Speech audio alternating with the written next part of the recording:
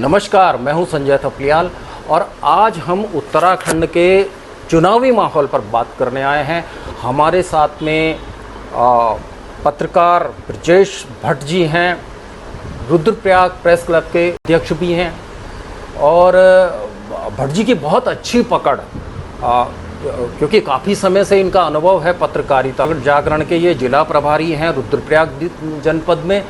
बड़ी अच्छी पकड़ ये राजनीति पर भी रखते हैं। आज बात करेंगे उनसे कि उत्तराखंड में राजनीति का किस तरह का माहौल चल रहा है, सरकार की कितनी एंटी कैम्पेंसी है और सरकार के पक्ष में कितने सारे लोग हैं, अलग अलग विधानसभाओं में किस तरह के समीकरण बन रहे हैं। बात करते हैं ब्रजेश भट्ट जी से। भट्ट जी, स्वागत है आपका। नमस्कार। क्या देख पा रहे हैं आप पूरे प्रदेश के अंदर? जहाँ तक आप चुनाव की बात कर रहे हैं तो विधानसभा का चुनाव लगभग मार्च के महीने की संभावना, मार्च महीने में ये विधानसभा नई गठित होगी। तो अभी जहाँ तक राजनीतिक पार्टियों की बात करें तो तैयारी में तो मुझे केवल बीजेपी ही लगती है जी। हाँ, क्योंकि बीजेपी पूरे संगठन स्तर पे कार्य कर रही है। और जहाँ तक कांग्रेस की बात है तो कांग्रेस ने भी अपनी तैयारियां शुरू कर दी हैं। अभी ये प्राइमरी स्टेज है तो किसकी स्थिति क्या है ये कहना अभी बहुत ही जल्दबाजी होगी।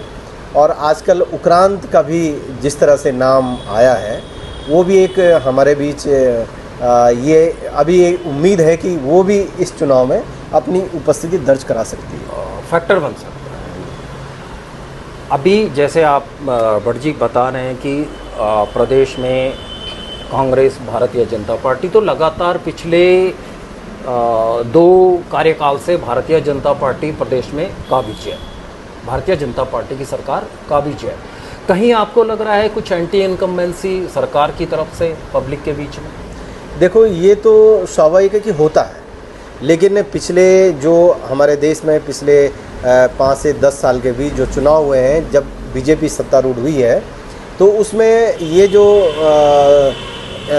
कम्बेसी का था, मैंने एंटी जो सत्ता उसके खिलाफ जो वोट पड़ना था वो दिखाई नहीं दिया है। नहीं दिखाई दिया बिल्कुल। ये अभी जब पिछले चुनावों की हम बात करें, चाहे हरियाणा का देख लो, चाहे आप जो है गुजरात का हो, हरियाणा का हो, उत्तर प्रदेश का हो, या यहीं आपके उत्तराखंड का हो, दूसरी बार बीजेपी काबिज हुई है। कांग्रेस की स्थिति कैसे देख रहे हैं चुनाव में? ये कांग्रेस के पास जो कमी नज़र आ रही है वो संगठन की कमी आ रही है नज़र। हालांकि वो पब्लिक को कितना अपनी ओर आकर्षित कर सकते हैं ये देखने वाली बात होगी, लेकिन इनको संगठन अपना मजबूत करना होगा, ये तब ये बीजेपी का जो है मतलब मुकाबला कर सकते हैं। संगठन मजबूत नहीं है बिल्कुल। और ये बात तो खाली अपने प्रदेश से, उत्तराखंड से ही नहीं, पूरे देश से आती है कि कांग्रेस संगठन को मजबूत नहीं कर पा रही है। किसे दोषी मानते हैं?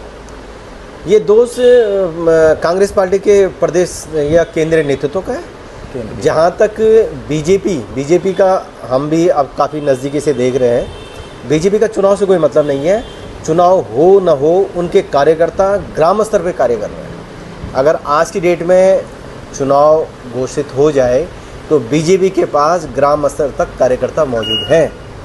बिल्कुल ये बात है कि भारतीय जनता पार्टी का जो संगठन है बहुत मजबूती से और बिल्कुल डोर टू डोर जिसे कह सकते हैं हम, कि बिल्कुल चूल्हे तक वो पहुंचते हैं और अपनी योजनाओं को, अपनी जो भी उपलब्धियां होती हैं सरकार की, वो जनता तक पहुंचाने में कामयाब होते हैं। और कांग्रेस का कहीं इसमें इस तरह के कार्यों में अभाव दिखता है। बिल्कुल ये दिखता है कि उनका, जो आपने कहा कि संगठन इतना मजबूत नहीं है। अब आ जाते हैं हम उत्तराखंड क्रांति दल पे। बहुत दम भर रहे हैं प्रदेश के बहुत सारे, चाहे अंकिता भंडारी का मुद्दा हो, चाहे बहुत सारे मुद्दे इस तरह के हैं प्रदेश के अंदर, जिस पर उत्तराखंड क्रांति दल यूकेडी काफ़ी दम भरती हुई दिख रही है। तो आपका आकलन क्या है इस पर कि क्या कुछ कर पाएगी वो इस चुनाव में? देखो, मैं आपसे कहूं कि कुछ मुद्दों पर अगर हम बात करें कि सरकार के खिलाफ जो अभियान चलाया है उसमें कांग्रेस की भूमिका नज़र नहीं आई, उसमें उक्रांत की भूमिका और जो ये स्थानीय स्तर पे कुछ संगठन है उनकी भूमिका महत्वपूर्ण आई है। और अभी चाहे वो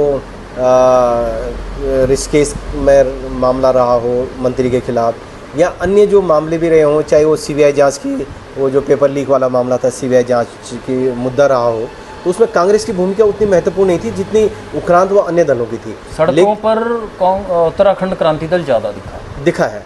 और ये अपने को जनता का विश्वास कितना जीत पाता है, ये तो अभी समय है चुनाव के लिए, तो इसमें समय लगेगा। ये कह पाना अभी जल्दबाजी है कि क्या हो पाएगा। लेकिन चुनावी समीकरणों में दोनों पार्टियों में लगता है कुछ असर डालेगी उत्तराखंड क्रांति दल? ये अभी कहना मुश्किल है, क्योंकि अगर इनका पिछले 2 चुनाव का रिकॉर्ड देखें उपरांत का, तो कोई ऐसा नज़र नहीं आता हाँ, कि ऐसा कुछ है। ये बात है कि जिस तरह से उत्तराखंड क्रांति दल को जो हमें दिखता है सोशल मीडिया से लेकर के या तमाम मुद्दों पे सड़कों पे आती रही है, लेकिन ऐसा असर आज तक नहीं दिख पाया है कभी भी कि उसने कुछ चुनावों के परिणामों में कुछ अंतर किया हो। चलिए अब विधानसभा वार हम बात करेंगे। पहले जहाँ से आप आते हैं रुद्रप्रयाग विधानसभा, उसी पर हम बात करेंगे। क्या देख पा रहे हैं वहाँ पर? नहीं, मैंने जो आपको कहा कि अभी चुनाव की बात करें तो बीजेपी नज़र आ रही है कहीं पे भी पूरे प्रदेश में। और जहाँ तक विधानसभा वाइज है, तो मेरा तो आपसे अनुरोध है कि फिर 70 की 17 विधानसभा है, प्रत्येक पे एक-एक करके बात करेंगे। एक से अभी मतलब हम एक अभी ये जल्दबाजी होगी। ये हमने इसलिए आपसे पूछा है कि अगर रुद्रप्रयाग विधानसभा ठीक है, वो अभी इतना बहुत जल्दी तो इस बात को कहा नहीं जा सकता है क्योंकि अभी समय, लेकिन हम प्रत्येक सीट की समीक्षा करेंगे, ये हम आपको विश्वास दिलाते हैं कि हम जनता के बीच प्रत्येक जो विधानसभा, जो हमारी 70 विधानसभा है, उसका आंकड़ा, उसकी जो पूरा समीकरण है, वो जरूर जनता से हम शेयर प्रत्याशियों करेंगे। पर कुछ बता सकते हैं आपके आंकलन, आपके सूत्रों के आधार पर?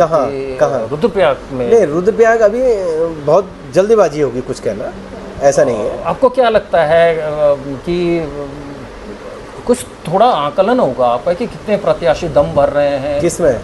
चाहे भारतीय जनता पार्टी से हो या कांग्रेस से देखो, हो या, क्योंकि ये फैक्टर बहुत बड़ा आता है कि जब प्रत्याशियों की महत्वाकांक्षाएं बढ़ जाती हैं और वो एक अपना नामांकन करवाने को लेकर के, और इसकी वजह से भीतरघात होनी शुरू होती है। ये बहुत सारे मामले आए हैं, तो थोड़ा सा बस ये मैं समझ सकता हूँ कि अभी ये कहना बहुत जल्दी होगी, लेकिन देखो भाजपा की जहाँ तक बात है, वर्तमान विधायक भरत सिंह चौधरी हैं, 2 बार चुनाव जीत चुके हैं और वर्तमान में प्रदेश सरकार के मौजूद मंत्री हैं।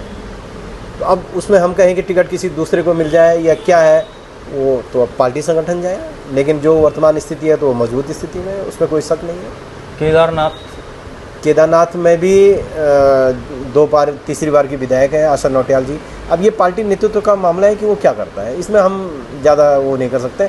लेकिन जब टिकट की स्थिति आएगी, किसको मिल रहा है, क्या मिल रहा है, उस दौरान क्या समीकरण बन रहा है, उसमें ज़रूर हम समीक्षा। और फिलहाल हम जो देख पा रहे हैं कि दोनों ही जो अभी वर्तमान विधायक हैं, एक तो चौधरी तो मंत्री भी हैं, अभी तक जो कार्यकाल चल रहा है, कोई ऐसी बात अभी उठी नहीं है वहाँ पर कि उनका कहीं पर कोई विरोध किसी तरीके से हुआ हो या कभी जनता ने उनके खिलाफ कोई आवाज़ उठाई। तो ये माना जा सकता है कि अभी तक तो उनका कार्यकाल एक संतुष्टिपूर्ण जो जनता की नज़र में है वो देखने में आ रहा है।